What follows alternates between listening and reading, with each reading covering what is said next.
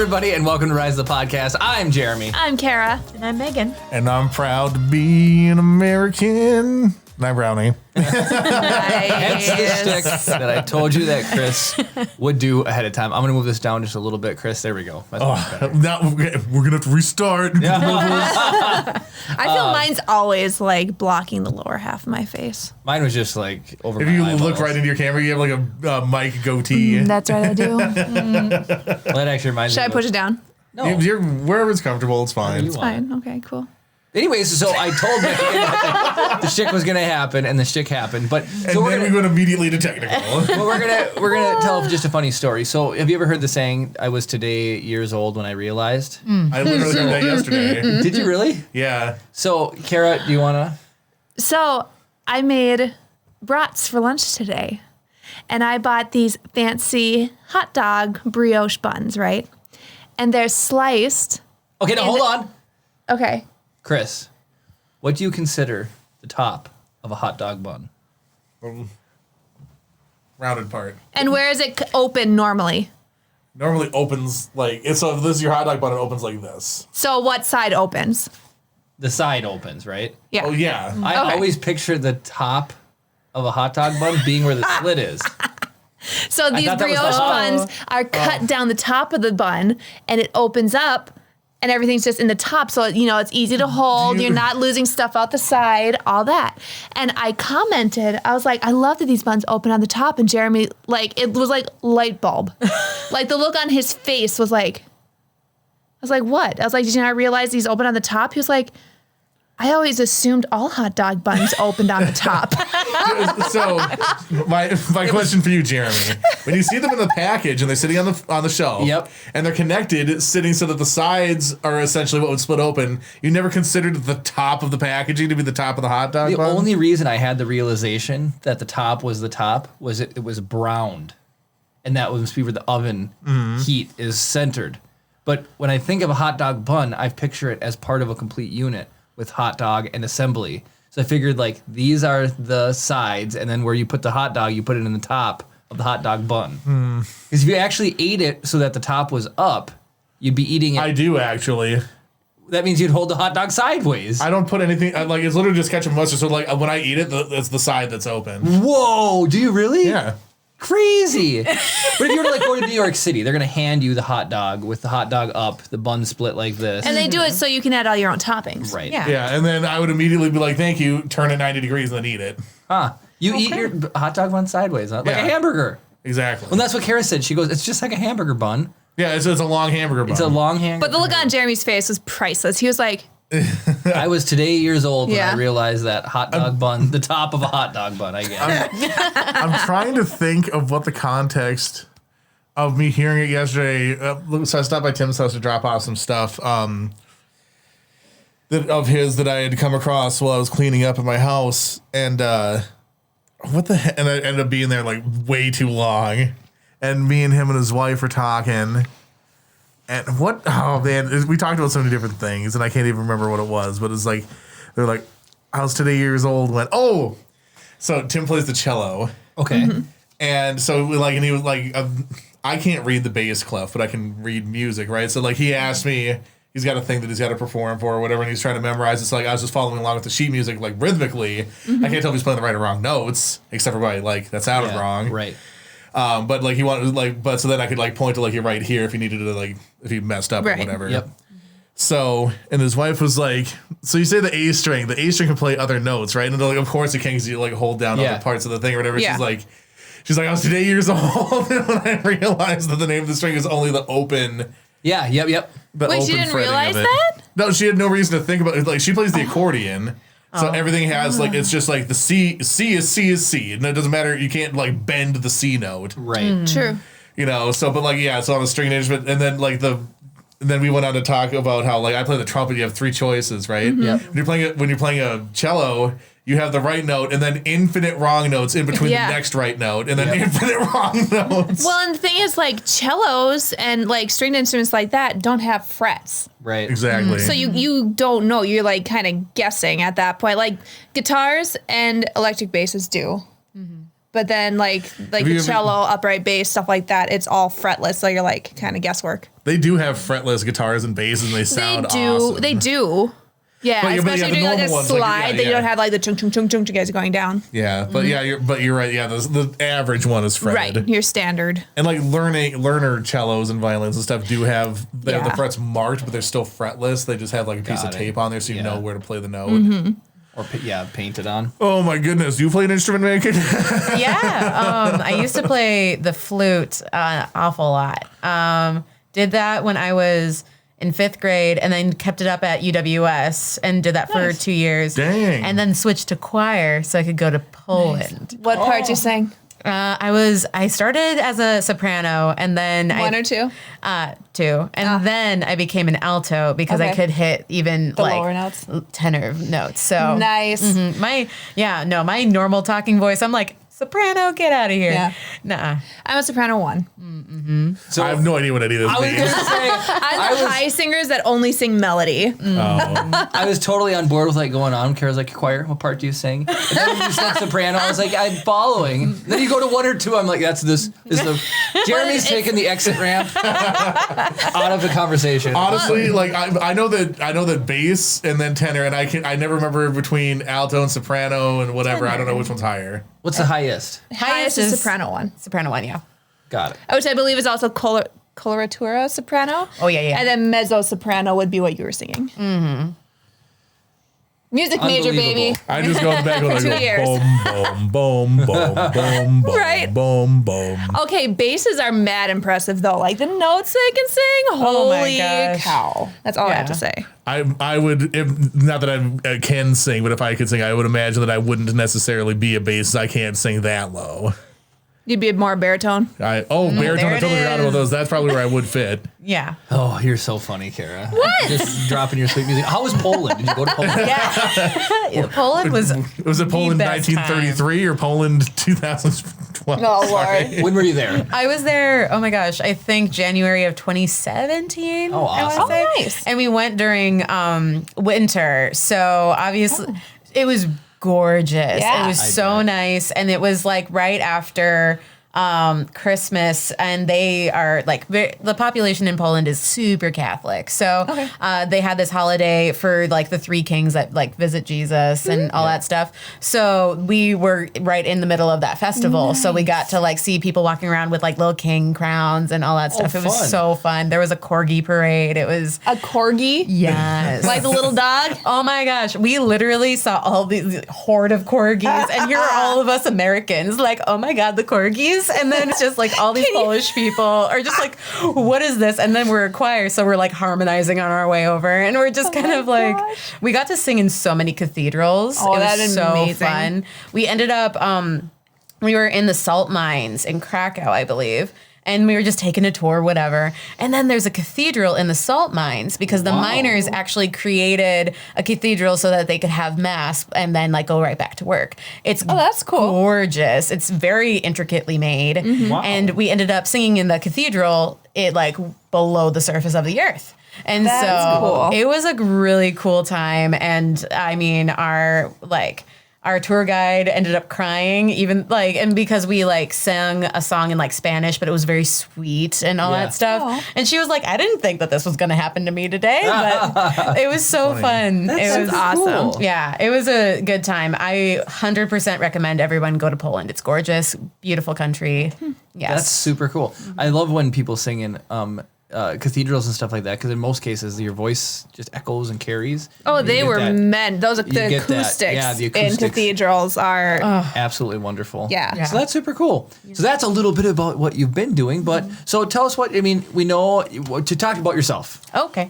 Like, what exactly? Well, so you work at KBGR. Yes. Yep. I'm a commercial producer by day, and then a documentarian by night. I have done a couple documentaries with Outsourced. The New Wisconsin Idea was my first right out of college. Did it about UWS cutting or suspending programs that happened back in 2018. Oh.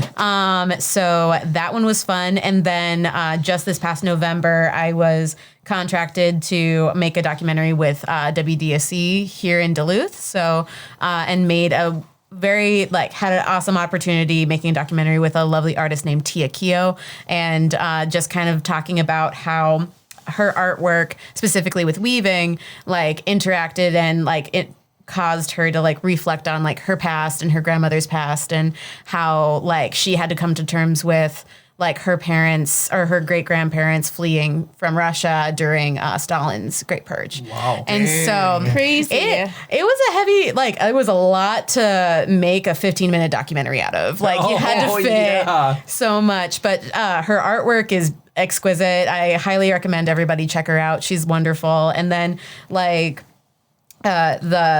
story too, I was just kind of wow, people are amazing to me. That's why I do documentaries, because you never know anyone's story until you just sit down, and all I do is listen for an hour or 2 hours. And then I cut out all the ums and I just here we are. If you guys are interested, here is some images of that mine. Oh no, is it not grabbing the right thing? Hold on a sec.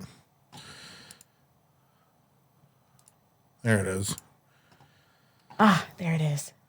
Wow. It's insane. Gorgeous. That church in the mine. Yeah, the cathedral. That is crazy. So, Yeah. It's absolutely, and the bulbs on there, right there, that is made of salt. What? Wow. That is wild. Yeah, and it was, again, such an experience. Highly recommend, anyone, if you're in college right now and you have the opportunity to go to a different country, do it. Do your best to get there, because it is such an amazing experience. And then also, if you're doing it with a choir trip, absolutely. You get to sing in beautiful spaces and then go and have amazing food and just do cool things. That's cool. Chris, you went to Florida with the band, right? You went Yep. with Yeah. the So band. we got to perform in a couple of different public pavilions. I don't think I've ever have you gone on a school trip with any type of function? Yeah, we went to Chicago for a choir. Oh, well, that's Chicago's cool. Yeah. That's pretty You cool. can get some brats down there. Hey, down in Chicago. Do you want a trip? Yeah, we did Disney trip for band 3 years after he went.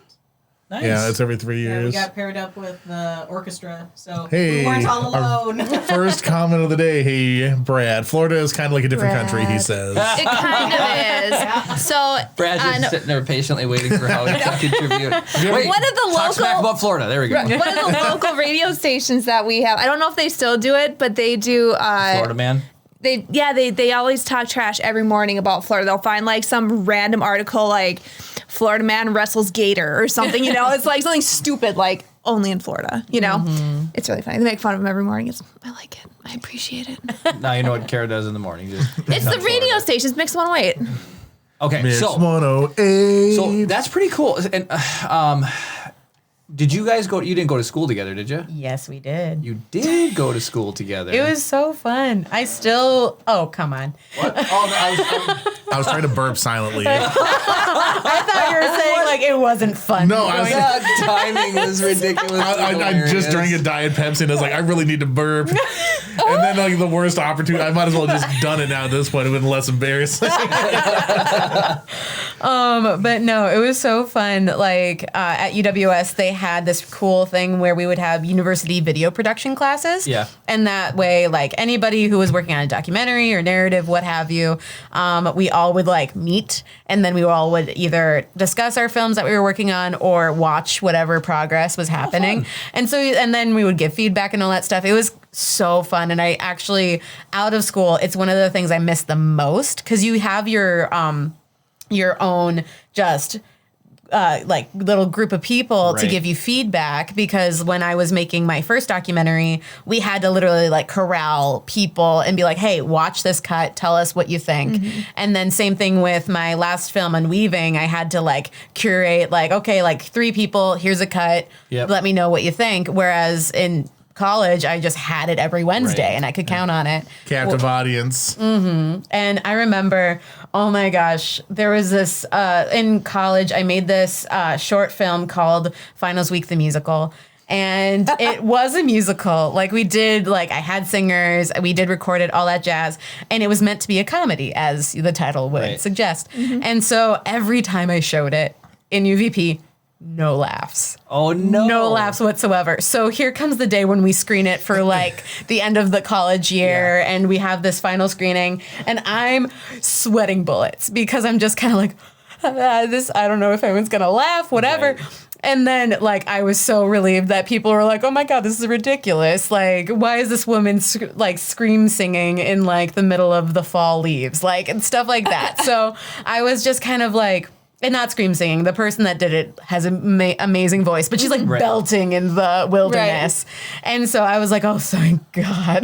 Because I was just kind of like, I would talk to some of my classmates and be like, Did you just not think it was funny? It's like, we saw it so many times, we just didn't think we needed to laugh. Well, Chris and I mean, we love going to premieres of like our favorite movies in the theaters when it's just packed because then there's like an energy. It's just an energy, exactly. And there's been too many movies that I've gone to where I'll be the only one in the entire theater and a joke will pop up and I'll be like, ah! And then nobody in the theater laughs at the joke. And it's like, well, that was really funny. And so I know what it's like when we make stuff. It's people watch it and then just some stuff goes. I mean, you do like British comedy too, which is the very IT like crowd, you know, it just fun. I love dry. Yes. The drier the better. Yeah, exactly. So the reason why I asked is so I just wanted to know like when you technically made your first documentary. Was it before school or was it like? I guess technically my very first documentary was during college. It was 2016. It was right after the election. And I had met with, and I was still trying to find what I wanted to do for that project. And that was also when stuff at Standing Rock was happening. So I was in meetings with some of their journalist majors who had actually made a trip over to Standing Rock and like were there to write stuff. And I was like, okay, like if it's still happening, I will like try and find my way there to like document it, whatever. Right. That was the plan. But then as soon as I like tried to figure something out, President Obama at the time was like, actually, nope, everything stopped. Like this is done. And so I was like, oh shoot, like that was my only plan. So then, I was an RA at the time. So I was working in my building and I came across one of my coworkers named Kulsum. And she is a Muslim woman. And she like was telling me about this experience a friend of her had on a train in Minneapolis, which was just appalling. Like this woman is just riding home and then is being like almost like threatened, verbally harassed by a lot of people telling her to get out of their country, telling her like so-and-so, like the newly elected president is going to like kick her out, all that stuff. And so I was like, well, that's not okay. Right. Mm-hmm. And so I asked Kulsum, I was just kind of like, hey, I really would love to tell your guys' story and just to talk to you guys. Would Sakina be interested? And she said yes. So then I ended up being able to interview Kulsum, interview Sakina, talk about that day, and then also talk about them as human beings and really emphasize like, they watch The Office just like we do. Right. They love mac and cheese. Like Sakina just got married, and so I'm very happy for her. So good job for her. But it's just kind of like the entire project was not to talk only about that day. Right. It was mostly to talk about like these are people. This is a bad thing that happened to them. Why is that okay, or why are we tolerating that in our society? So that was a 6-minute documentary. So trying to pack all of that in 6 minutes. Yeah, no kidding. And so that was my very first one, and it's still one of.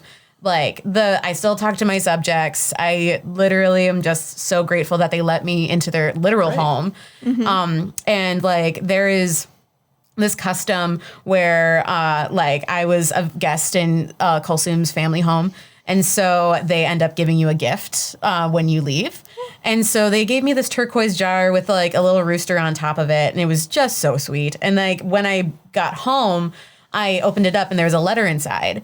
And then they were just like, thank you for doing this. Like, this is such, so important to us. And just, we wish you all good things in your life going forward. Cool. And I was just. That's awesome. Oh my gosh. I cried and I was I was just kind of like, this is so nice. And I was so happy to do it. And I reconnected with them recently to potentially do something with them when I was pitching for the PBS documentary, and they said their community shared that documentary like as much as they could because they put it on YouTube. Right. So I mean, like you as a filmmaker, especially as a documentarian, I personally think it's so important to listen, not to like put your own views or like, Right. oh, I want to be political about this, like. Right.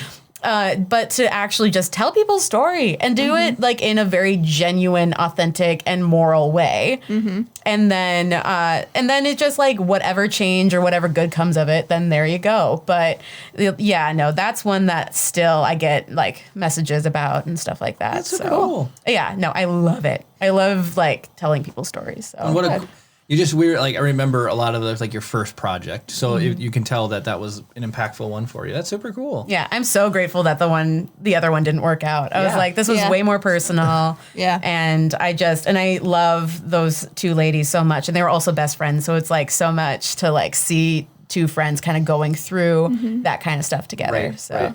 That's Also, awesome. Jeremy and Kara were in my first video We that I made in were. college. We Yeah. were. That was the was that the boarding. Teleporting. The entangled briefcase and toolbox. Yeah, That was fun. So that was fun. Chris, we also the video where I held someone hostage in a chair in a basement. Yeah, you kidnapped your brother in a torture before his I birthday. remember this one. Yeah. The one with Ethan. Yep, and Ethan played Jeremy's brother. Yep. Because I thought that was amazing. Good job. from the second Chris saw Ethan, he's like, and Chris kept telling me, "You're just like Ethan. You look just like Ethan. You're just like Ethan." You're like if Ethan grew a half foot and worked out a little bit harder. So, but yeah, we did some fun projects together, and of course, Chris and I have done a lot of stuff, a lot of projects over the years. But yeah, I was in some of his college videos, which were really fun. I remember watching that one. Was it like called Happy Birthday or something It was like about that? a birthday. It was a birthday. It was and called Bros. oh, But there was a birthday in there. Yeah. yeah. I remember watching all like that was a UVP film, so I got to watch every edit of that film. Oh. It was so cool. And I remember also thinking like the game stuff that you did at like the intro and the end or whatever through the graphics. I was so impressed by that. I was like, that's so cool. Brent is like, you don't need to make any fancy title sequences. Like I was like, I'll show him like the fanciest title sequence. Well, the only other thing that cracked me up is Chris has been working on his own projects so long before working or did UWS, and he was just always complaining about the gear they give you guys. Like, Yeah. you have to shoot it on a Panasonic or something. Yeah, it was a Panasonic HMC 150. Yeah, 150s. Yeah. And you had to shoot it on that because otherwise, Literally, the sensor in your phone is bigger than the sensor in that camera. I mean that's how it became a challenge. So like if you made something quality with that, then you know how to do everything. You could do everything else, yeah. So talking about all these fun films, so you are also involved with a film festival in Duluth? Yes, the Duluth Superior Film Festival. So this year, it's been around for a decade. So it's been around for 10 years, and it's kind of getting a revamp this year under new direction from Matt and Jordan. And so we are now kind of like trying to add in more of Superior side because for the past 10 years, all of the films have ever been screened in Duluth. All of the events have been over in Duluth. Like it's just been the Duluth Festival, but like maybe adding Superior in it in the name. Yeah. So we're trying to live up to our name this year by having more events in Superior, by trying to incorporate more businesses in Superior as well. Cool. And also broadening our call for submissions to more like Wisconsin-made filmmakers as well. So because we get a lot of, we have filmmakers in Duluth, which is amazing. We have filmmakers in the Twin Cities, which is amazing.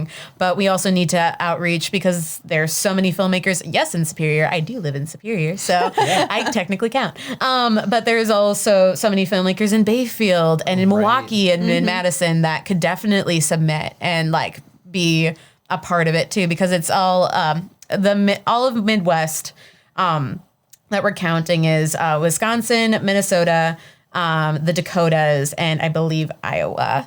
And so those are all like, hey, Midwest, come submit. Yeah. That's what we want to include.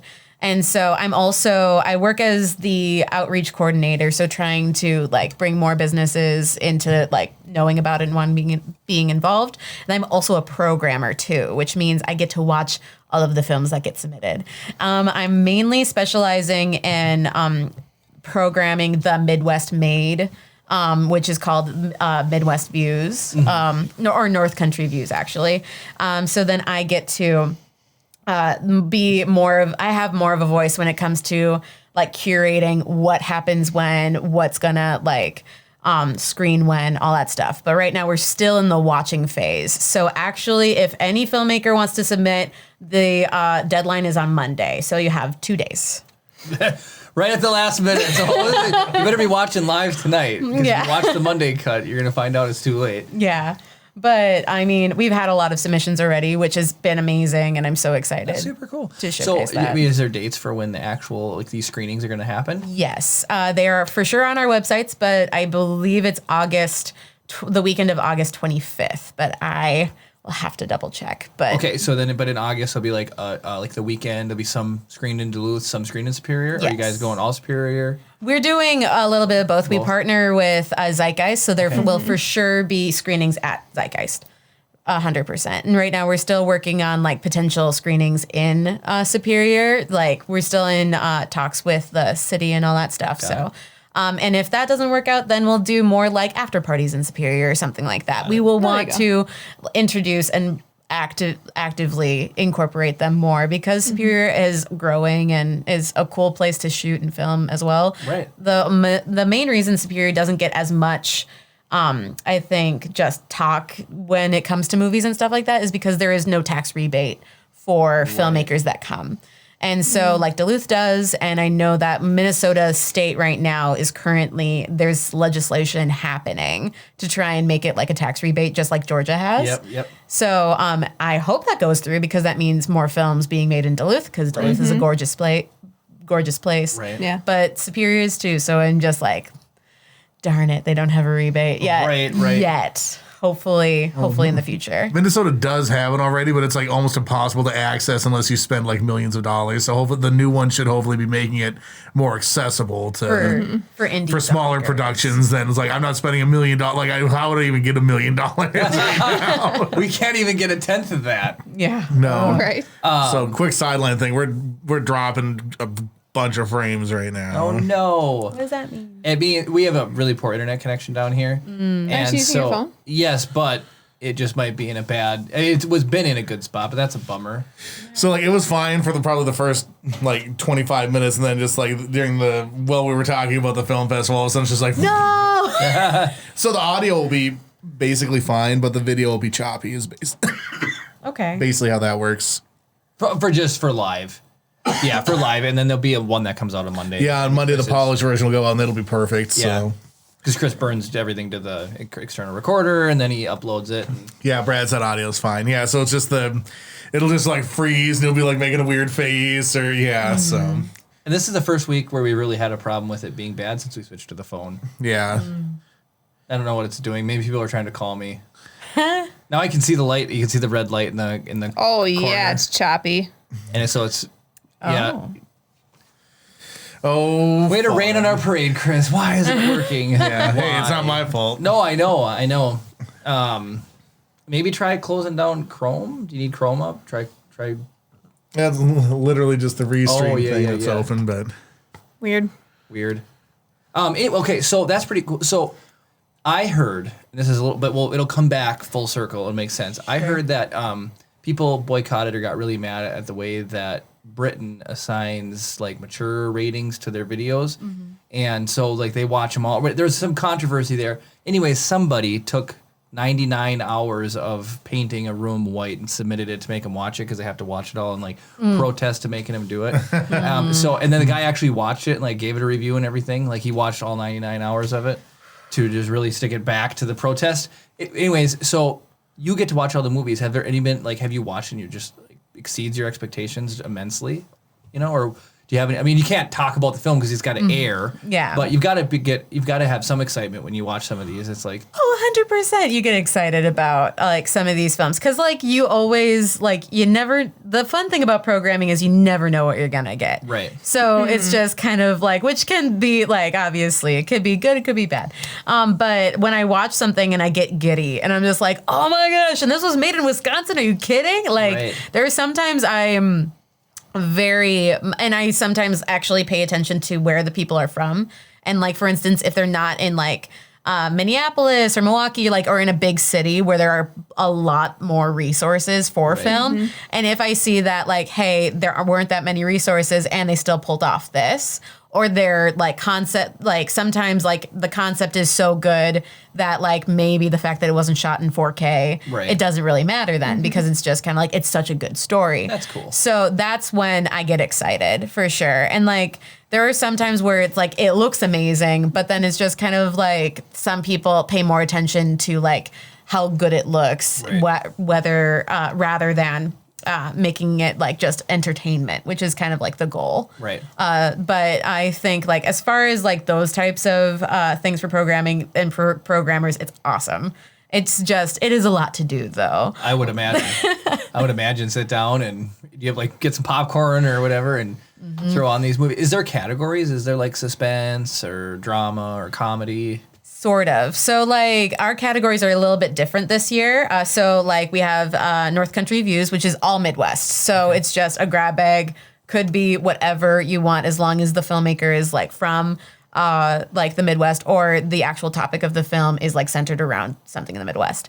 And then we have Cinema Reformed, which is about like anything that is about like civil rights or justice or anything that's currently happening in like media right now. Got it. So that one.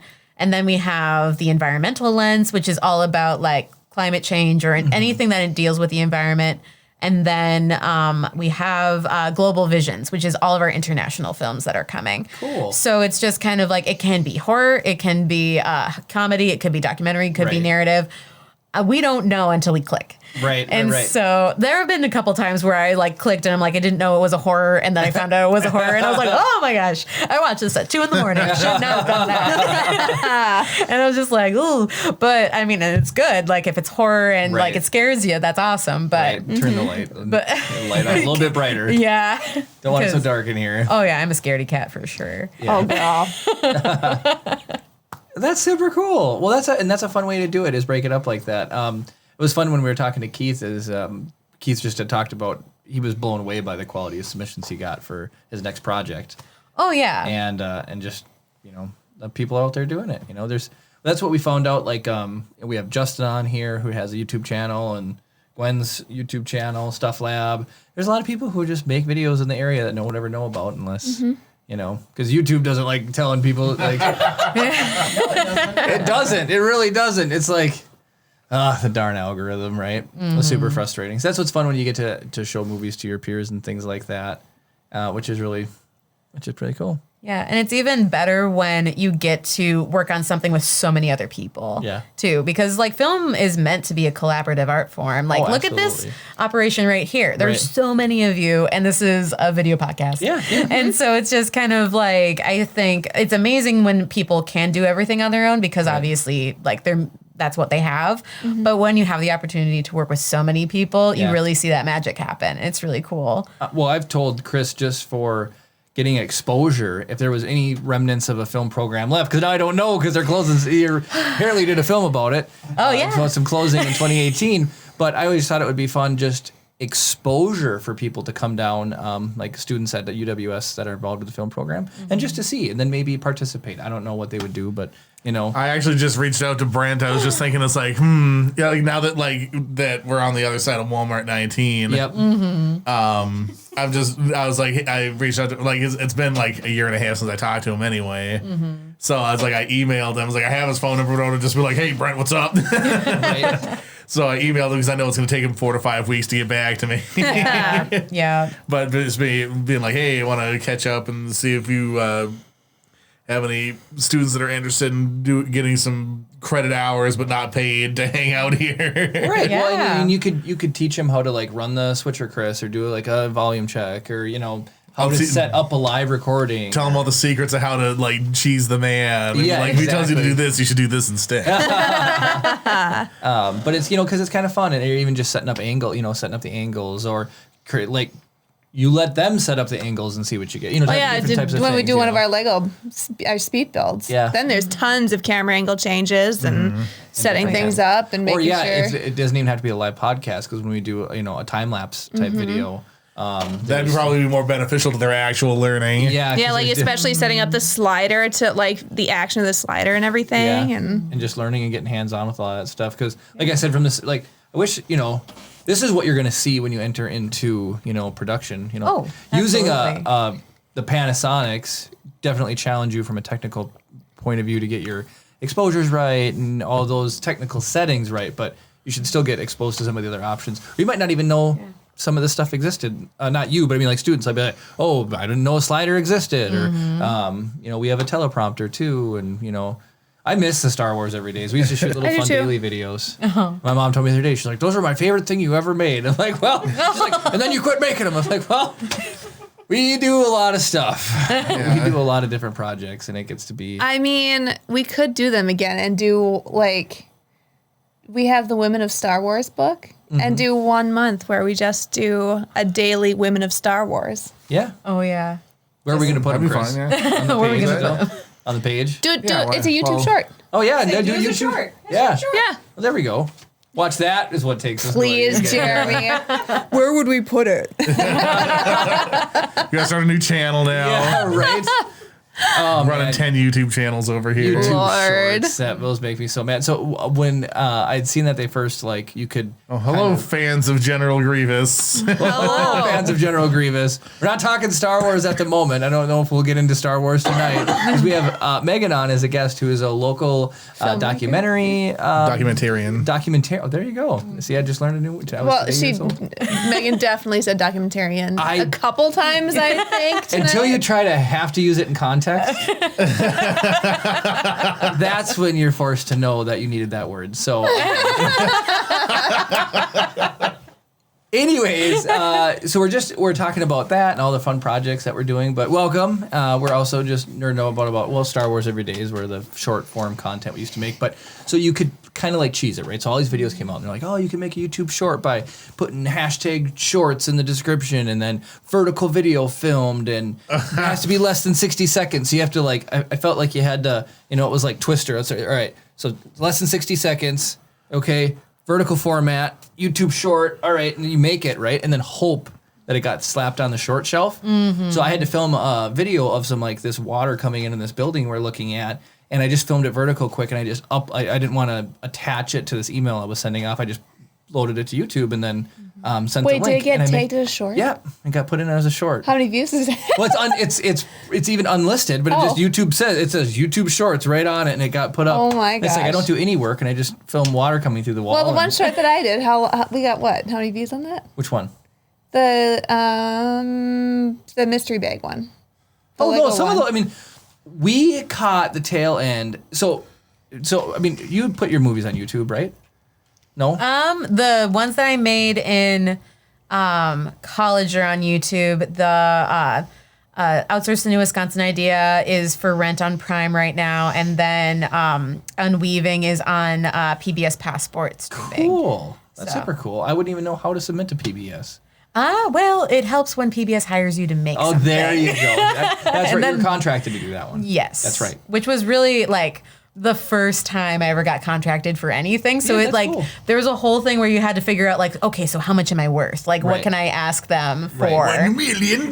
Yeah. And so then you had to deal with that. And then obviously make sure contractually you have certain due dates and all that jazz. Yeah. And then they own it. So I just was, and then you have to talk to them if you wanted to submit it to festivals, you had to go through this whole thing, and I was just able to get them to agree to let me submit to one festival. So if I don't get in, okay. Yeah, right. But if I do get in, then I get to go to Finland. So it's just kind of on the off chance if I get in. Yeah, that's super cool. And being a programmer myself for the Duluth Superior Film Festival, I know how hard it is to get in in general. So I'm just kind of I'm keeping the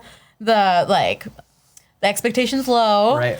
However, it would be if that film were to get anywhere, I would want it to be screened in Finland because it's all about her Finnish heritage and all that stuff. I mean, I feel you have a leg up though. Being a programmer for the film festival, you kind of know what to put in and look for in your film. You have all the secret handshakes. Right, exactly. Well, I know that now. Okay. I did make this back in November, so like I don't have all the tips and tricks, but it's also just kind of like when you submit something for a film festival, you also have to know that the programmers for that festival are of a finite group of people that have their own tastes, that also have a specific theme that they have to go for, whatever. And they also have to make a cohesive program out of all the other films that make it. So, for instance, you could get something that is absolutely amazing and is very unique and individual and so amazing.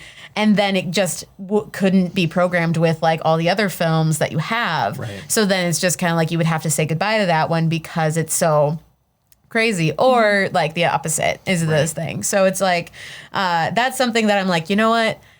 If it gets in, it gets in, and I will be happy, and I will definitely go to Finland. If it does not get in, then no harm, no foul. It's the one that I was like, this could be cool. But I am just kind of like, it would be amazing to just see other people and how they would react because of the content that is in there. Because a lot of Finnish Americans, in my film and weaving, a lot of Finnish Americans were recruited by the Communist Party in Russia to go to Russia and make a Finnish-speaking utopian society. So it's just kind of like, and no one knows about that. Yeah, that's cool. So it's just kind of like, but not a lot of people talk about it because there is both.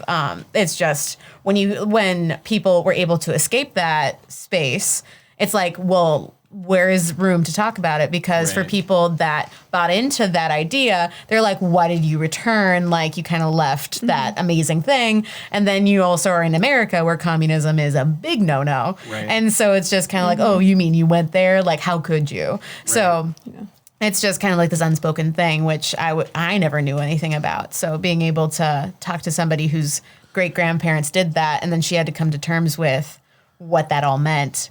Like, that was a cool opportunity for sure. So that's why I'm like, it would be cool to screen it in Finland. But you know what? If not, that's totally fine. It's on PBS really Passport. Right. Nice. Did you have any? Is there a text there, Chris? I was going to say, there's been quite a few comments. James McCrossan III on Facebook says, huge Star Wars fan and just followed. And then I asked him if he wanted to ask a Star Wars question or if he wanted to know any of our opinions or anything. Just sort of curious to see. We normally talk. Do you watch Star Wars, Megan? I don't even know if you're a Star Wars fan or not. I do watch Star Wars. Oh, nice. I do. But I'm not going to be like, I know everything there is to know about Star Wars. I'm just like one of those people, like, it comes out, I'm like, I'll go watch it. There's absolutely nothing wrong with that. I do enjoy. I did cry at New Hope. I was able to actually see that in theaters, which is like the last Star Wars movie I was. No, that wasn't the last one.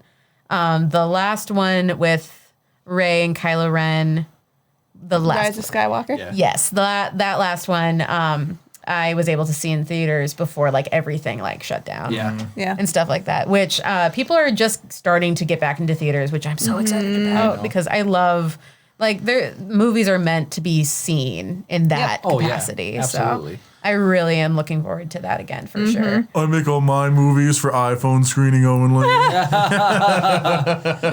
Well, maybe we'll take 2 seconds here to talk about Star Wars for just a second. So have you seen any Mandalorian? No.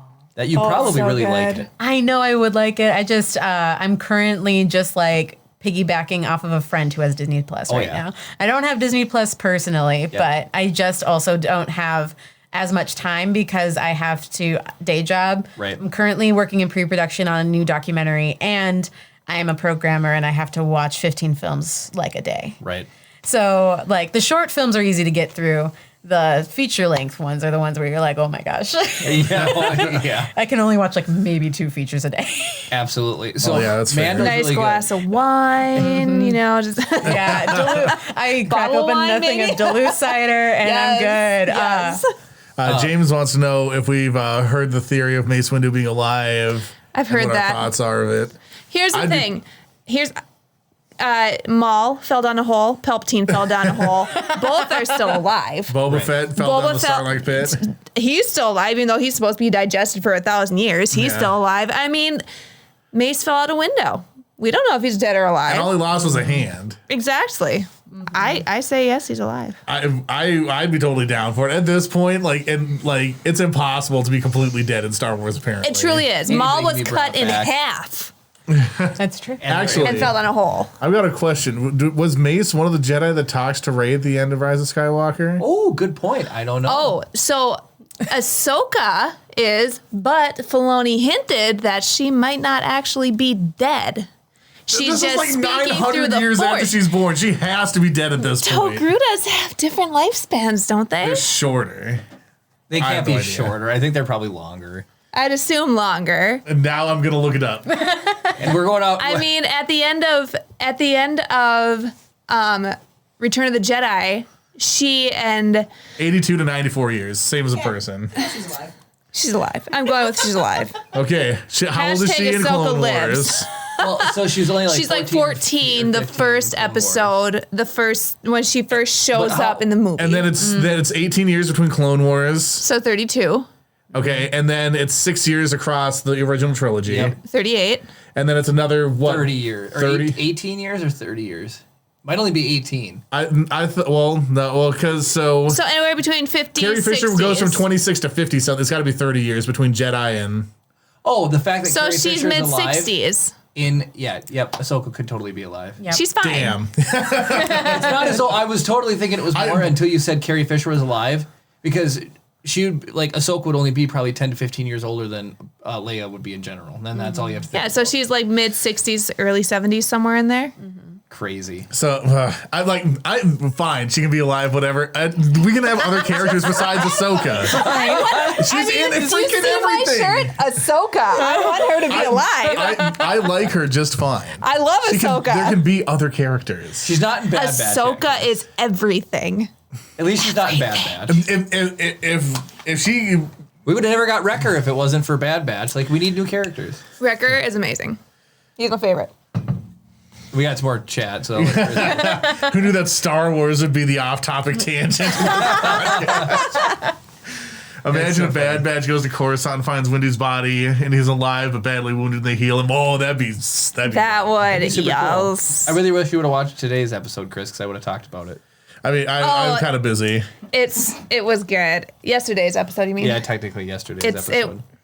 I mean, technically 3 days ago episode. Thoroughly enjoyed it. So we didn't take any bets on it, but when Disney Plus came out, I was so excited for it. Is that they offered 3 years for the price of 2 years, and then you even get a better deal when you buy a year of it at a time. So right now, Disney Plus was, I want to say it's $6.99 a month, or it's $69.99 a year. So you save on 2 months. You save on 2 months, and then if you bought the 2 years, you get 3 years for $144 when it first came out. So that's what I did. So I bought 3 years of it. I just knew I would love it. It was a good deal. I'm especially happy because they announced their price hike. Oh, already? Really? What is it now? It goes up to $1. So it's going to $7.99. But that's how it started with Netflix. I mean, it's And I true. can't- Netflix was I think it was $4.99 a month when it first started. Yeah. And now it's They like were at- $15 a month or something now. They were at $6.99 a month for felt like forever, and then it went from 7 and then to 8 very quickly, and then from 8 it was like, no, let's just hit them for 12. And isn't it like $15 a month now, or even more than that? Netflix is expensive. Yeah, it depends on if How many much screens if you're is getting that? the 4K and how Yeah. many Netflix. sign-ins you're gonna get. T-Mobile pays for ours. Well, we Well, we pay pay the excess. $17.99 for more if you're doing the most screens, expensive but version. How much? Wow. $17.99 if Hot you do the most expensive version. Dang. So they have the cheapest one is $9, but you probably get like 720 480p video. Yeah. Marty's dad has the original contract from when he signed up with Netflix. So he pays the original price that's and does cool. not pay extra and gets 6 DVDs at a time. Nice. Oh Because my they started gosh. raising the price, and he's like, okay, fine, whatever, I'll pay, $6.99 or whatever. And they started jumping again. He's like, nope. He faxed them the thing. He's like, I refuse to pay more. I signed this contract, a million years ago, and they dropped his price back to the original cool. price. Dang. That's so cool. Smart. Flex. Yeah, and he's still using the DVD service. Oh yeah, he uses that more than he uses regular Netflix. I didn't realize Netflix had a DVD service Chris, though. talk That's about how it that That's how they all the time. started. Yeah. I know that's how they started, but I didn't realize it was still a yeah. thing. Yeah. Oh yeah. I mean, if enough people use it, why not why not keep it? Keep right? banging. Yeah. And did you guys see the major flex that they made, like the last Blockbuster documentary? Even though they're the ones that really like. We did a whole over podcast talking about it, basically. That was a really good documentary or whatever. I think it was like They know episode what they know what they're it was doing. episode 99. Yeah, it was. Episode 99, we talk about that in great detail. Well, we just really loved it because one of the voice actors was that we love, James Arnold Taylor, is like in the movie. We never thought he would be. And so he's in like a big part of the beginning and then sprinkled throughout. I got him to say happy birthday to Jeremy on his birthday over his podcast. Yeah, it was super exciting. That's lovely. That was super cool. Just sent him an email like, hey, my husband loves you as a voice actor and he especially loves General Kenobi. And so he was reading my email on his podcast. And so did this like two-minute little stint where he says happy birthday as General Kenobi to Jeremy. I love it's that. super cool. Right? I love that's that. So that's just as a Gee Whiz story time from us to you is that since we started doing this, I'm surprised at how many interactions with like famous people, I guess, that we've had that I never would have guessed. Mm-hmm. So we started doing Star Wars every day. We started doing our thing, and then Chris is like, "Well, we're gonna do a birthday for Femi Taylor." So she was the actress that the green. she got eaten by the Rain Corps.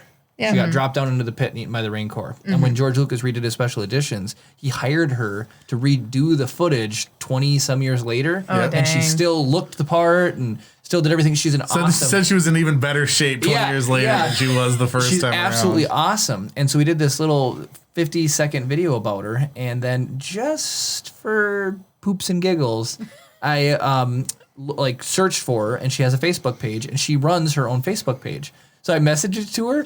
She wrote me back, and she's like, "Oh, I watched it. That's awesome. Thank you so much." So like she spoke back to us, and then I follow her page now, and she's out just doing all this fun stuff, and she goes to Comic Cons, the smallest cons you can imagine, all over the place. Like DuluthCon. Yeah, right. She would probably come. If we invited her. Yeah, we could probably get her to come and do And that. then have you ever watched like Futurama at all?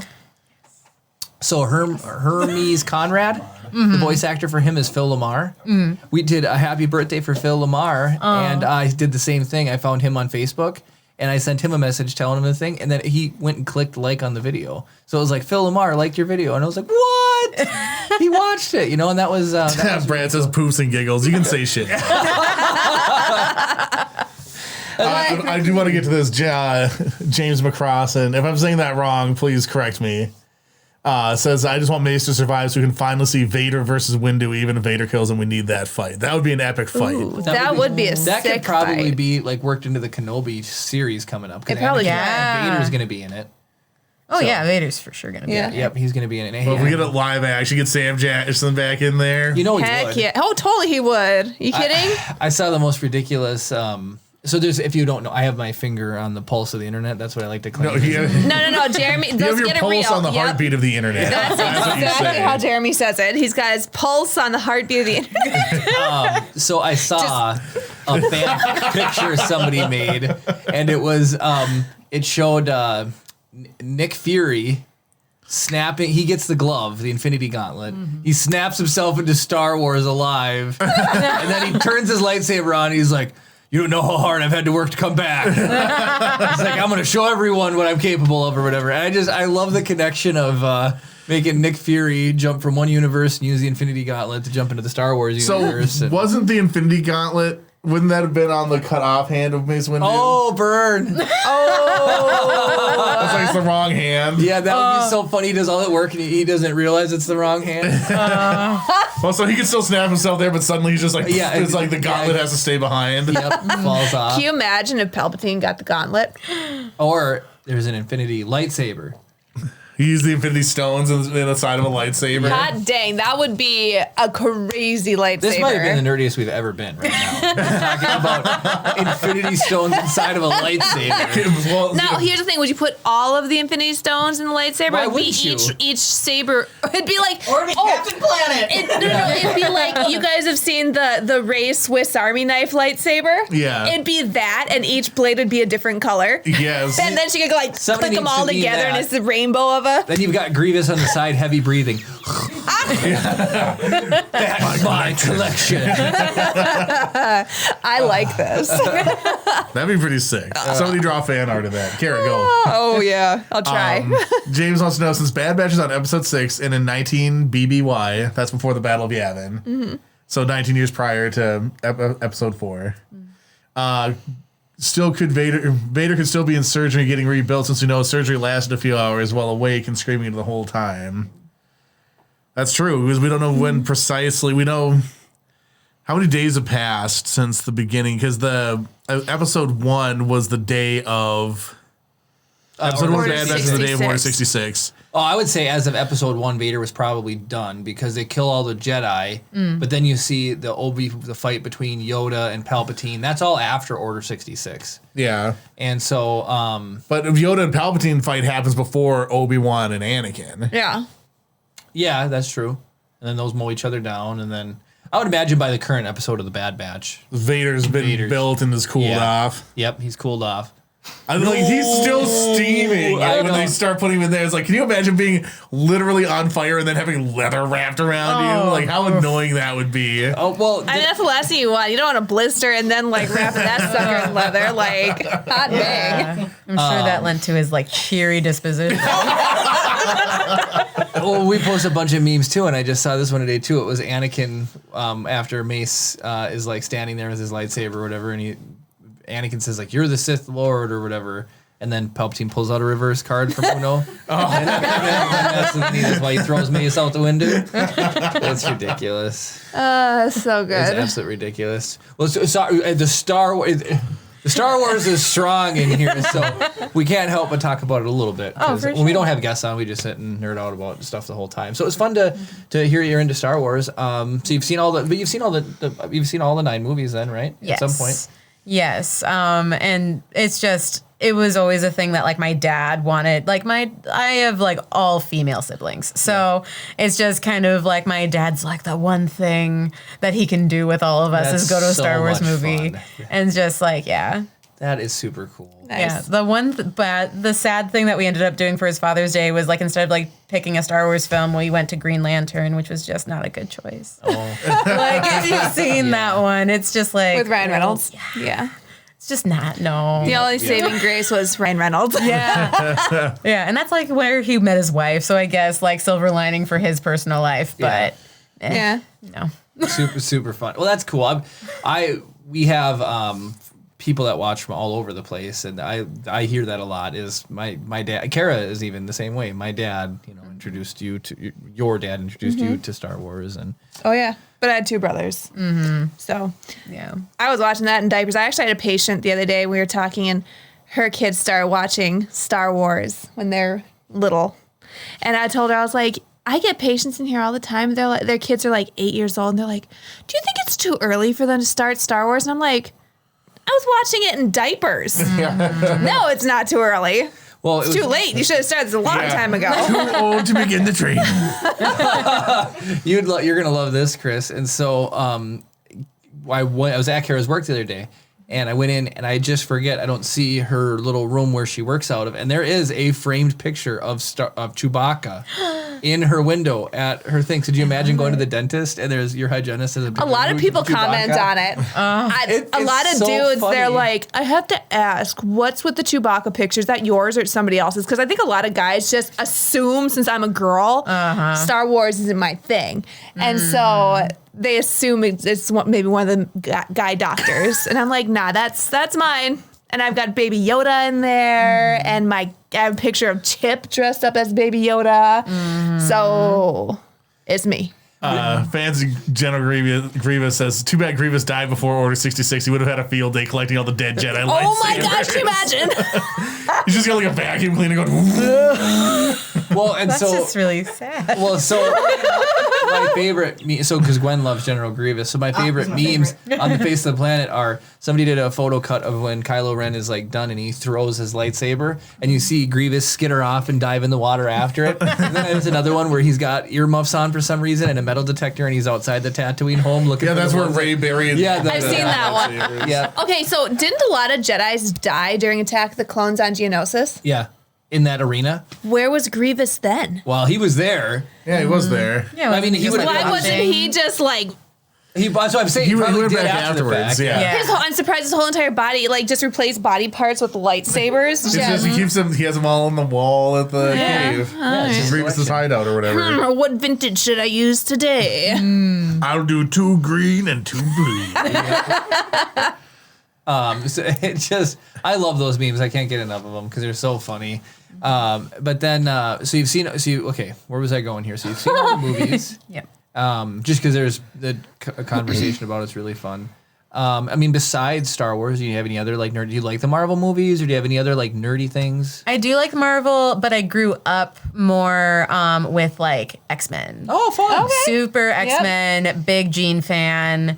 I haven't seen the Dark Phoenix movie, the I've newest heard one. it wasn't great. That's why I didn't watch it. Yeah. Because I was like, you know what? Keep it pure. Keep it Right. in my mind, because it was one of those things that I was lucky enough to see a lot of the animated like episodes. And so that was like the big thing when I was a kid, and I was just like, Storm is amazing and Wolverine is just too good. So I was just kind of like that for sure as a kid. Watched some of the Maguire Spider-Man. Oh yeah, yep. Love Deadpool. Love Yes. Deadpool. Ryan Reynolds really redeemed himself in that one. He surely did. Yeah. He surely did. Yeah, no, I was telling my friend today, because I haven't worn lipstick since like the pandemic. It's been a year. I was like, this is me at maximum effort. And so, no, like I love Deadpool for sure. Yeah. That's super cool. Yeah, those movies are awesome. Well, even as that was where I was gonna finish off saying is this, he was even funny as Detective Pikachu in the Pokemon. Oh yeah. Oh my Pokemon. But Kara had been cleaning someone's teeth, and you've been talking about Pokemon, right? Yeah. And this little kid said, like, told his dad or Oh, whatever. his dad. So I've seen this little kid before, and whenever he's in my chair, we just sit and we talk about Pokemon. He's like 12 years old. Love it. And his dad looked at him and he was like, you don't know how lucky you are to have a hygienist that knows just as much about Pokemon as you do. He was like, it's rare to find an adult that knows anything about Pokemon beyond, Yes. oh yeah, that's cool. You know? Is this a Pikachu? Right. Yeah, I Catch just them all. We have a Pikachu at home. yeah, exactly. Well, I've even got my little Bulbasaur, like Funko Pop, whatever, sitting in my room Oh, at I work love too. that. So Yeah, that just makes me laugh because I can only try to put myself into the little kid's shoes, and like he just does not realize the fact that how lucky he is to have a hygienist to talk about that stuff. his It's just dad so even funny. commented that when he was a kid, his hygienist was old and mean. Right? Like, not nice. Just go in there, just rip the gums So- apart, just like, you know. So I was one of my coworkers. Caitlin was really afraid to go to the dentist, just even now. And I was like, "What do you She have should to come be-" see me. I was like, "What do you have to be worried about?" And so she said, "Well, they're just so mean when they floss." And I was like, "You can tell them, hey, my gums, I'm not feeling it today. Can we like be gentle?" Oh, yeah. And I imagine you would take your Or you time. just tell them that it's a myth and you should stop doing it. Right. So here's what's funny. The other day I was talking to the doctors and we were talking about patients with gum sensitivity. And because I get quite a few patients with gum sensitivity, and so I have to use a topical gel to make it more comfortable for them, which tacks on like 10 minutes on my cleaning time. And I'm going to need you to use that from the beginning of the cleaning for me. I told the doctors, I was like, half the time, like, girl, just floss. Yeah. Like, just kind of got all sassy. And the doctors looked at each other and started laughing because of how sassy I said it. And Ross was like, like, Well, so we were talking about, this is what I do at work. We were talking about proper flossing procedure. I'm glad that that's how you defend the country. Well, you did small talk while your hands are busy and then you're talking, right? Your To make minds time are go empty by. and your hands are busy. So, I always was like taught to like go, you follow the edge of the tooth and then you go up to the gum and you come around and go down the other way. And Kara's like, yes, but you have to make a C. so You're it's like, a C, do a little up down on one side, push against the other, do a little up down on the other side. Oh. and so when I talked about how you go around, and for some reason in her mind, she thought you went like up the root of the tooth and came down the other side. Oh, and I my was goodness. like, no, your tooth would fall out. But she, yeah, she you've was been like, cutting your gums out. yeah, Yeah. she was like cringing when I was talking about it, and it just made me laugh because I was like, no, I'm not talking about literally you using floss to go, up to where the sun doesn't shine on your teeth. There's a floss in the bottom of your brain. Just like cutting through your bone and everything to the row of the tooth and back down the other side. But you know how you hyper, picturize things. That's probably why she hates going to the dentist because she feels like that's how they are. She When should Yeah, they just just come and sign see through. me. right. We've got another Star Wars question. All right. Who do you think had the more tragic life out of the two injury-wise, Vader or Grievous? And I'll wait for you guys to answer before I give you what he said. I mean, okay. Okay. Well, I'm gonna say Vader. I know Grievous was technically a human. No, he wasn't Nope, he human. was He not. was an alien. Something else. Yeah. Well, he was a He non. was a human. Yeah. Right. He was biological. He was biological. Yeah, he there you had go. guts and stuff like that. Yeah, that's where he got shot. Yeah, exactly. And all that's really left of him was, like His the heart, and heart his or brain. whatever, and then his eyes and brain. Yeah, like yeah. Yeah. But he had a way cooler suit. Like I don't know, Grievous. Looks Well, cool suit versus like what Vader- actually Better grumpy old man. Yes. like okay, so I don't even is there a canon book on how Grievous I don't know. became what he is? Yeah. It is. I have not found it yet. Yeah. Or seen a picture of what. I mean, if there would was, say it'd be Vader a only Legends because we've book, I seen think. the pain that Vader's gone through. Yeah. I mean, And he can you lost imagine? Can you imagine being injured to the point where you're literally just your heart and your head? Yeah. Well, I don't know. Yeah. I mean, that's a lot, but I mean, was it like Vader a slow suffered emotional process? pain as Yeah. well. Oh, And physical. just like Padme died of emotional pain. Yes. well, Vader also thought like he lost both of his kids too at That's the time. He true, thought his yeah. entire family was decimated. Yes. So I don't know. The emotional thing, I think. Yeah. Grievous And didn't he seem like like he ran. had leather on top. So Yeah, I mean, that's like, true. come on. That's true. Grievous also, he seemed fun. Like he'd run around. He wasn't constantly in pain. Anakin literally was fueled by rage. He was like, coughing all the time. but he was laughing. He's cleaning his filters. So do you think with Grievous, do you think it was just like one and done?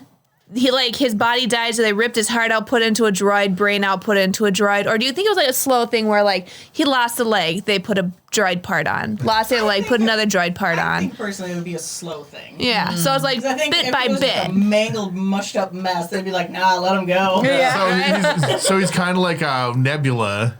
Kind of. Yeah, yeah. He's Star Wars' Nebula, but not as cool. So then the creature, the alien that he was, did they have forearms?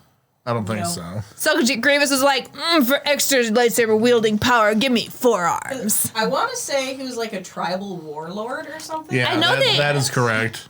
They talk about it a little bit in Clone Wars. Yeah. Like they go to Grievous's lair. For some weird reason, I want to say talking. He's a Kalish from the Phasma. planet Kali.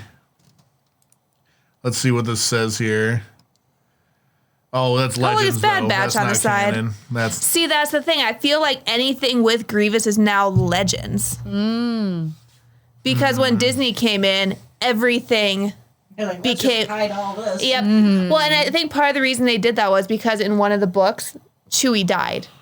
Yeah, didn't he get like a moon 2 dropped arms. on him? Something, and I guess a lot of people got angry. So Disney was like, let's reverse this. That's a legend. Chewie got sucked out of a side of a ship, a drop ship. Yep. I mean, come on, what?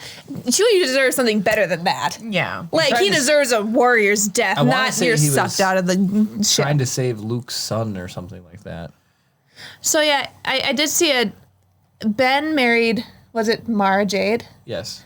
And then, yeah, their son was Ben Skywalker.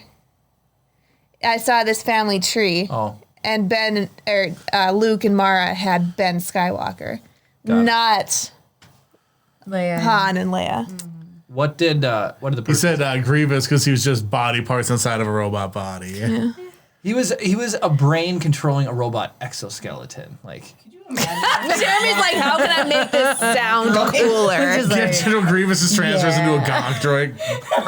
Gonk, that's a make a fine addition to my power packs. have you seen any of Bad Batch? They really incorporate the gonk droid in the funniest way. So I this love gonk droids. One girl's using it as a pillow. Omega And then Omega. this other guy named Wrecker, he's a bodybuilder. And one of the episodes, he's just sitting there bench pressing it in the background while everybody else is having serious conversation. So it's really good. And the whole it's like gonk. He's like lifting it. It's so funny. I love Gong droid is best droid. And then Yep. in Cyberpunk, don't they go running around saying calling people gonks. They're gonks, yeah.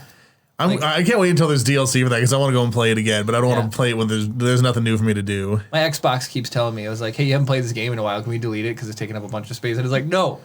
I don't think I don't think I you finished it. No. I need to finish it because I'm a lot of side stories kind of person, so it takes me forever. Witcher takes me forever because I'm like side story, side story, side story. Jeremy's like finish it and then side story. I literally did every side mission before finishing the game. Yeah, Chris did. So I have the achievements for finishing all the side stuff, and then where I left off. I saved right before you start making the choices for your different endings. Yeah. So there is an ending that I can't get. I didn't realize, and it happened so long ago. Is it the Johnny Walker or like? No, I have that. You have that. Which one? There's one. There's one that you get for you have to do. You can still get the Johnny endings, the regular ones. There's a special one that you can get if you say this certain thing at the drive-in when he's there. Got it. And I said the other thing. Got it. But everything else, I did everything else right except I just chose the wrong dialogue choice there, and now I can't do it. And there was no Unless I go back and do auto that. save or whatever way back when. Yeah, well, that was 50 in-game hours ago. Right. If I decide to do a clean run or something again to just get that achievement, I'll do it. But I don't have time to play games anymore. gotta play Satisfactory. That game is really fun. The game is Once really I fun. get Chip down to his 7:30 bedtime, except Saturday nights, that won't happen. Use Chip to hold down the mouse button like Jeremy was doing. Hey, Chip played his first video game today, and it was Satisfactory. And he was making iron ingots or I something. just, when you say, I know what the game is Satisfactory, but it sounds like you're saying Chip's gaming abilities were satisfactory. Like, No, I'd honestly say they're below average. He didn't know what he was doing. It was super funny.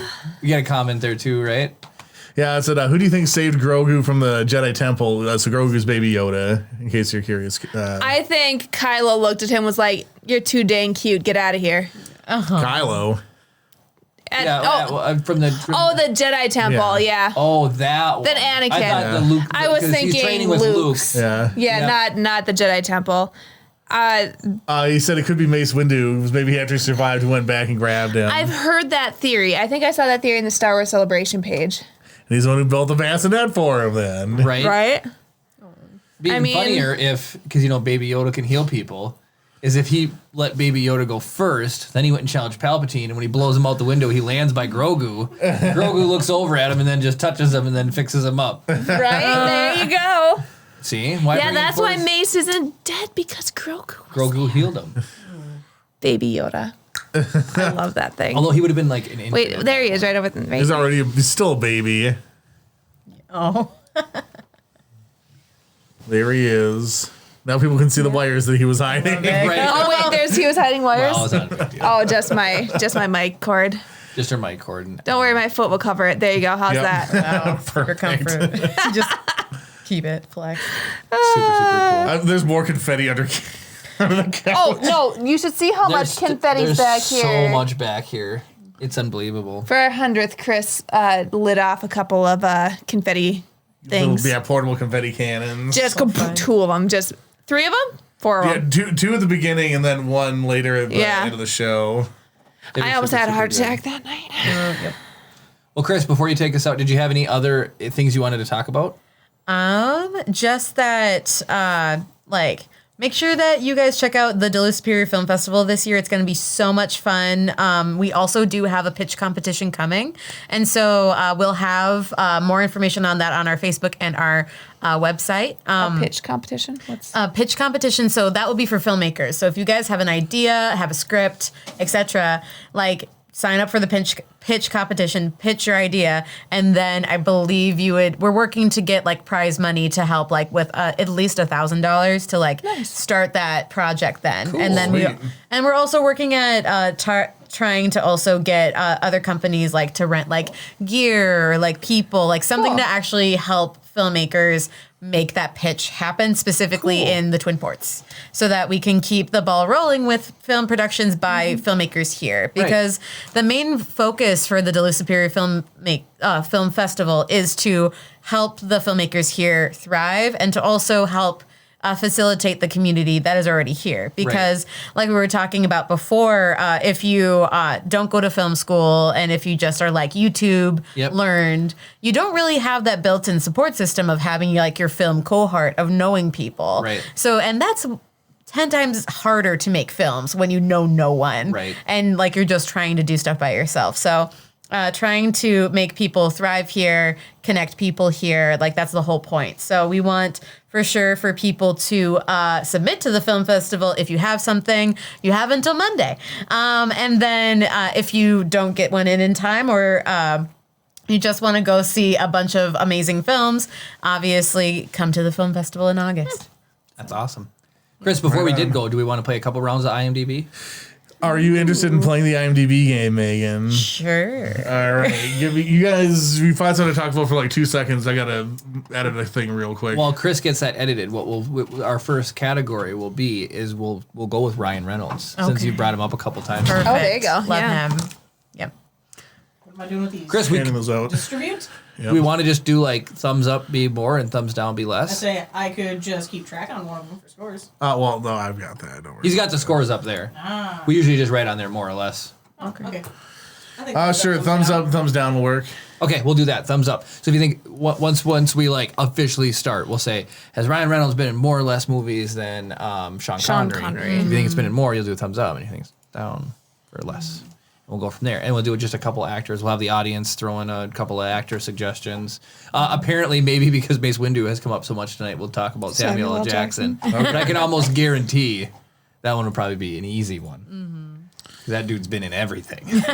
He has been in everything. Oh, man. Megan. Oh my I gosh. forget that you guys can actually see me doing this. People, like, you'll be surprised how many times, like, my people will not spell that correctly. Really? Yeah. Okay. So, funny story. So, I There's graduate. a few ways I've seen it spelled. There, like, people spell it with H's, people spell it with extra E's, extra A's, all of that. Yeah. And then, so I'm graduating high school, right? Lovely. Finally getting done. You know how you get like a graduation cake with like your picture on it, whatever. And so I finally get my cake and my mom and I'm so excited because I'm like, oh my God, my picture's on a cake. And so then I flip it up and I see it and I was like, Megha? No. They added an H and subtracted an N. And I was so confused. Oh, and I was like, my name's Megan. Like, it's just very easy. Like, How do you mess up Megan? I know. I was just very much like, what is going on? So we called the bakery and they're like, oh, well, here's 50% of your like money back. We're sorry. Because I had to display that for all my guests and stuff like that. And I just smeared it. I was like, let's just my people picture. come in. I I thought her name was Megan this whole time. Yeah. Just Mega. I cannot believe that's outrageous. I'd be so country mad. origin? Yeah. I thought Starbucks was supposed to be the one to mess up your name. Like, Yeah. I was just like, Can you imagine they do like, some people will flirt and write like the hot one or something like that on there, whatever. Right. It's like somebody's like decorating cake with like that cutie with the cake. Funny. so right, sorry. So thank you for spelling my name right, Brownie. No problemo. but yeah, I've seen it Megan, Meghan. Isn't like, who's that one that's married to a prince or whatever? Isn't hers spelled all wacky? Meghan Markle? Oh, she Yeah. just has the H, I think. Added, which I think is wacky. The H, anything added. Yeah. Get out of here. Megan. Yeah, easy, Yep. simple, correct. Yep. In my personal opinion. It drives me. I know parents are trying to be like unique, And original. but it's like just spell your Well- kid's name like it's always been spelled. Like, We give my coworker a lot of grief. And so how would you spell Derek? Oh my gosh, I would spell it a few different ways. But Sorry, go ahead. I was like, it's like DERICK or 2 R's, ICK. Well, that's the way he spells his name. I always think of Derek as Derek. That's Yeah. what that's what I think. Spelled It's D-E-R-E-K. So when Yeah. we saw his name, because so it hits Derrick, and we always bust his chops. We're like, dude, the normal way is Derek. And he's like, no, it's Derek with 2 R's and an I-C-K. And we're like, no, that's Derek. But we always must put a pin that. No, I can tell him. Megan said he'll have to watch this episode because Megan spells it the right way, I guess, according to Derek. I also have not been confronted with many people named Derek in my life, so I've never seen a lot of spellings. Caitlin, on the other hand, is my eldest sister. My eldest sibling is named Caitlin, and there's so many different ways. Yep. And my sibling landed the spelling that is like the least common because it's like Caitlin. Isn't that how Caitlin spells it? Or is it Lyn? I think hers is. I don't think it's a K. I think it's a C. It's a C. I know it's a C. I put her into the program as K-A-T. I'm pretty sure it's Lyn. C. Jeremy. And then like you see a lot, the common spelling is Kaitlyn. Yeah. That's the one that you see on all the keychains and Yep. all that stuff, which Caitlin, my sibling, always had a hard time finding the keychain. So did Kara. I just don't like names with a K. Or, well, and then just a C, but... Are you guys ready? I think I'm ready. We're Hopefully ready. my hotkeys work now. Ladies and gentlemen, it's the IMDb game! Woo! For those of you who don't know the IMDb game, it is a game where you have to figure out whether or not an actor or actress has appeared in more films or fewer films than screen legend Sean Connery. So we've got suggestions coming in from Brad for other ones, but we know the very first one we're going to do is Ryan Reynolds. Mr. Ryan Reynolds, Green Lantern himself. How many, so the spirit of the game is that you don't know how many films Sean Connery has been in, but you have a general idea of how many films he may have appeared in. Yeah. Do you think that Ryan Reynolds has appeared in more films or fewer films than Sean Connery? And we'll do the thumbs up, thumbs down that Jeremy had said for more or less. And we'll go in 3, 2, 1. So Jeremy and Kara say more, Megan says less. He has appeared in more films than Sean Connery. Good for him. Ryan Reynolds has been in a lot of stuff. I know, but I also am just like, Sean Connery's been around forever, Yeah. though. I know. Like, that's the question. Ryan Reynolds was in an episode of Scrubs. Yeah, he was. I did not realize this. I've been watching through Scrubs and I was like, is that Ryan Reynolds? Like, and I was like, He's really he was funny. real young. Holy cow. Like, He's this really is 20 funny in, some years. Waiting. Almost 30 years Everybody's- ago now? Oh my I've gosh. seen Waiting. So- Waiting 2 is terrible. Waiting 1 is Waiting one's really really good. funny. The Proposal, excellent movie. Such a good movie. Yes. All right, so Proposal. are we going to do Sam Jackson as the next one? Let's do Sam. Okay. So you guys talk amongst yourselves for a second because this takes me a minute. What else has Ryan Reynolds been in recent? Like that I was Detective like, Pikachu. Detective I think that was the last Pikachu. thing I saw him in. but no, there's a, what's the other romance he's in? Did you guys know this? I got a fun It's little super trivia. cute. He owns Mint Mobile. That's his mobile Really? company. Yep. Doesn't he also have like a brandy Yes. company? A gin. Gin, I think. Gin. Some Maybe alcohol. alcohol. I'm not No, I think surprised. Jackman, I think, have like a friendly competition between their whiskey and gin companies. Well, then, you know the Peloton girl, right? Yeah. Oh my gosh.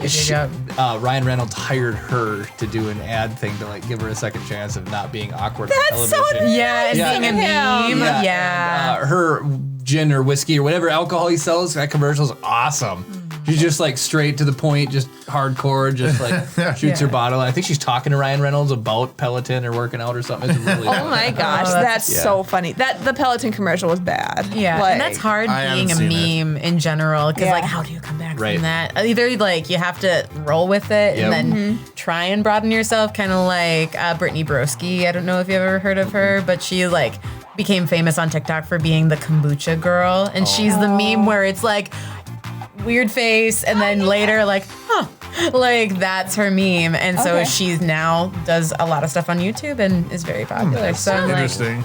yeah. All right, More ready you for know. Sam? Yep, Samuel L. Jackson, legend in his own right. Pulp Fiction star. Yep. Appeared in Star Wars, probably. Has he appeared in more films or fewer films than Sean Connery? In 3, 2, 1. I have a question on this. All 3 of you say more. Does it include voice acting? Yes.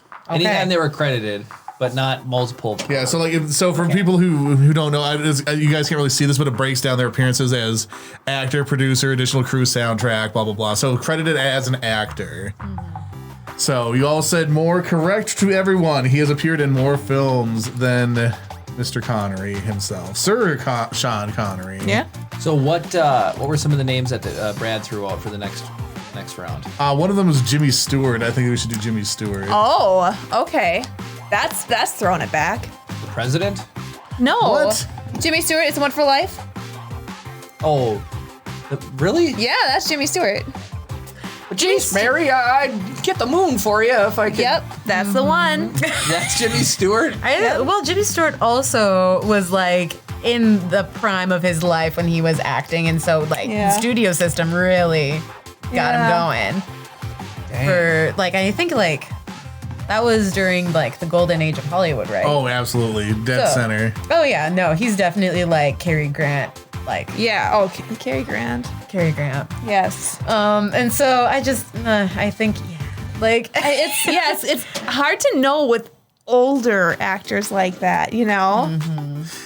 Brad says, President. President thinking of Stewart? Jimmy Carter? Yeah, you're thinking Jimmy Carter.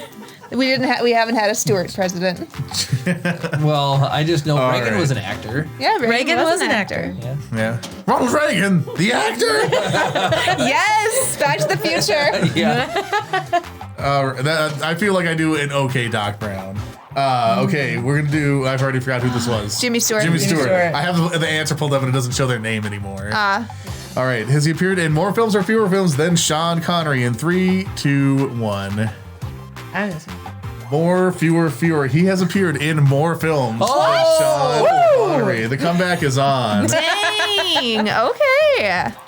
I'm saying he was Congratulations. You got yeah. turned through the Hollywood system. a lot. He was in Well, so many. If you think about it, like there were just there weren't unknown names coming in all the time like it is nowadays.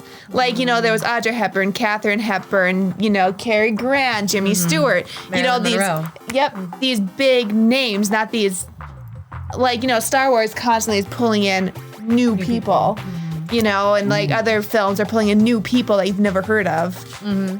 Let's do Gene Hackman. Oh, man. Gene Hackman. He played in Enemy of the State. Yeah, so he was Will in Smith. I've seen that one. crap. What's the name of that? We watched one of his films in college for critical media theory or yeah. Media Society. Man, what was it in? It's like he plays the guy that's like all the sound monitoring and everything like that. Like I'll find the name of the movie when I look. I was gonna say, can I look up what he looks like at least? I won't look at IMDb. I was gonna say, like, what was the premise of the film that we saw? Yeah, no, so like he plays somebody who's an investigator. Where is it? Does it have it on here? Oh, he was in Superman. Okay. He was That's Lex him. Luthor. Oh, yes. Yes. I know exactly who this is. Wow, this Like- movie is not. It was like, it was the guy. I'm never gonna find it now. Was that from Brad? Yes, That is really, I bet you it's got to be pretty close. I feel like a total fool because like I've seen this movie and it's great, and I just can't remember what it's called now. Okay. So now we're gonna go and look. Gonna find it. I guess I don't need to make noise. We have music playing in the background right now. Oh, do we? Yeah, Oh, that's there's fun. game show music on right now. Oh. He was in Young Frankenstein. I didn't know that. well, I'm going to tell you this. Love It seems that. like Chris is scrolling through a lot. I'm just saying. I just keep seeing the French Connection over and over again for some reason. Whatever. I'm just gonna Young go click on Frankenstein is see all. amazing. Have you guys Never seen that. It's a very, funny. very good film. It's so funny. It's It's a Mel Brooks amazing. film. Mel Brooks is my hero. That's not Okay. Island of Dogs, guy, is it? No. No, that's Wes Anderson. Wes Anderson. And also completely stop different. motion animation. Wes Anderson is amazing. Got it. Okay. Yeah, helping to revitalize the industry for what. Gene Hackman. More or less. More or less films than Sean Connery. In 3, 2, 1. Oh, Jeremy says more and Karen Megan say less. He's appeared in more films than Sean Connery. Oh, I was just like, just because I'm like, I don't know who he is, therefore. I've heard of Sean Connery. I've heard the name Gene Hackman, but when I looked at his picture, I was like, To I don't me, he even was like, recognize he was him. very big at the same time, like Robert Redford. And I don't know. Oh, sure. You know, like that era. Right, Al so- Pacino. Yeah, so now I'm gonna take a minute and find this stupid movie. Oh, he was in the Royal Tannenbaums, Haven't seen that. The Firm. No. These are classics, people. Well, there's so many movies in the world, Brownie. Yeah, And you well, can and he's only been in watch most so of them. many. I mean, one of these He was in movies. Hoosiers. I haven't seen that. I grew up watching like the Cary Grant era, and then really skipped everything until like the Disney, The Conversation. I haven't seen that. But That's the the Golden name Years of of the movie. Disney. Yeah, Golden That's Years when of I Disney. came. That's when I started. This other part, and then, after that. But Yeah, childhood hopped around from cartoon to anime, Sailor Moon, back. Ooh, anime. Yeah. Have you watched One Punch Man? I've seen episodes, but I've not seen like the full thing. Okay. Naruto was a big one too. Derek loves Invincible. Naruto. Invincible. Holy cow, so good. Do you have Amazon Prime Video, Megan? Yes. So you should watch Invincible. It's like an American style anime, basically. It's incredibly good. Oh my goodness, yeah. It's got the guy that hates Spider-Man. Hey, Oh, yeah. Brad, I know who Gene Hackman is. For once, it's not me that you're mad at. It's everybody else. Don't be mad at me, Brad. I said Come Enemy of the on. State. That's what I knew Gene Hackman from. And I got it right. And he'd Yeah, be in you more did. movies than... I feel embarrassed that I couldn't remember the name of the conversation, but we're going to do Mel Gibson. Oh. Oh. Mr. Australia, Passion of the Christ. Yeah, that's the only thing I remember. Mel Gibson. What we want. Passion of the But he's a Lethal Weapon, isn't he? Yeah. Yeah. But I'm naming the funny ones. Got it. the funny ones. He Passion was, of the Christ he was is in not- Fat Man. I have a question. Oh my goodness. Did you watch that? So I can watch it. It's on Yeah, he was in Peacock it. for free. Really? Yeah. He was in the Fat Man because we were gonna watch that for our Christmas movie this year. We should all watch it tonight. And we'll watch Party. We'll watch Fat Man. It's half Christmas, Have basically. you heard about it? Batman? The Fat Man. It's like a horror action comedy. Santa Claus. Santa Claus. He plays Santa. He gives kid this coal for Christmas. This And rich kid gets The kid coal. hires a hitman to take him out. Amazing. Oh, I love. Well, I don't love that because like You love the premise. spoiled brats will be spoiled brats. But Right? It's funny. Yeah. Well, but then I think Mel Gibson then just murders everybody who comes after him. So then the kid, he reverses the script on the kid. I don't know. Maybe kills the kid. I have no idea. So maybe the spoiled brat gets what's coming to him in the form of coal. I don't know. Things became very dark in this very fun game. All right, Mel Gibson. Has he appeared in more films or fewer films than Sean Connery? In 3, 2, 1. All of you say more. He's appeared in fewer films No way! than Sean Oh my Connery. gosh! I was like, that includes voice acting. He was in Chicken Run. Yeah, that's right. He was. And how many lethal weapons did they make? 4 of them? 4. Yeah. Was he the producer or director of Apocalypto? Yes, he was. Yep. That was one of his films. Yep. That's a good movie. That's a super good movie. It is a really good movie because there's not a lot of dialect in that movie, right? It's just a lot of visuals. Dialogue. Dialogue. I There's not a lot of dialogue. think they tried to use like the native language. They did. For all of the speaking. Yep. Well, the Passion of the Christ, he directed that. Producer directed Passion of the Directed. Christ, Directed. and that was completely in Hebrew. I've not seen. L'chaim. Yeah, it's pretty heavy. I mean, Oh, yeah. Don't just watch it Yeah, for a yeah. fun afternoon. Oh yeah, it's not a fun afternoon kind of watch. That's a. Yeah. You watch it on Jeremy Good Friday was kind once a enough year. to give me a kind replacement of thing. phone. And I can't wait for haven't- you to use it. Yeah, well, I need the freaking internet to set it up. Yeah, that's true. It's like you got to connect to the Wi-Fi. I'm not connected to the Wi-Fi down here. No, it's working now. Finally, Okay, well if it quits working, you can use mine. complaining about my phone. No, so,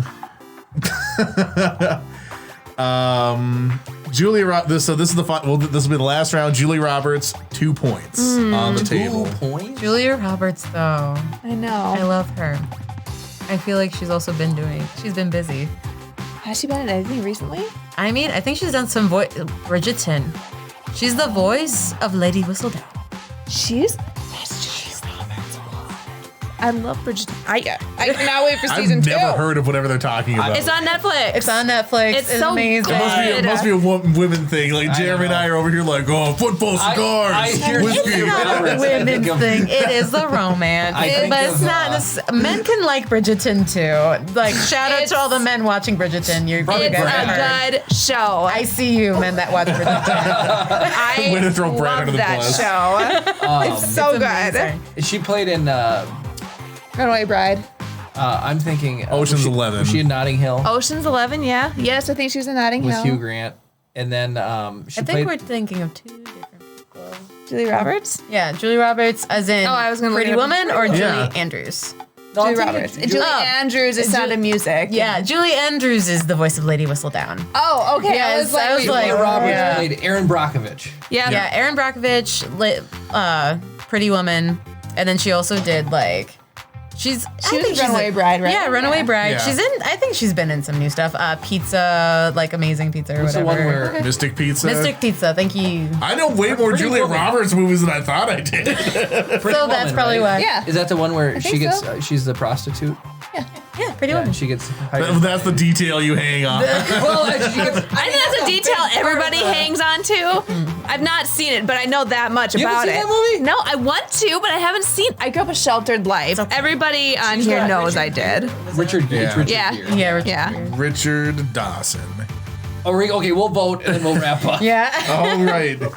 Julia Roberts, has she appeared in more films or fewer films than Sean Connery? Worth 2 points in 3, 2, 1.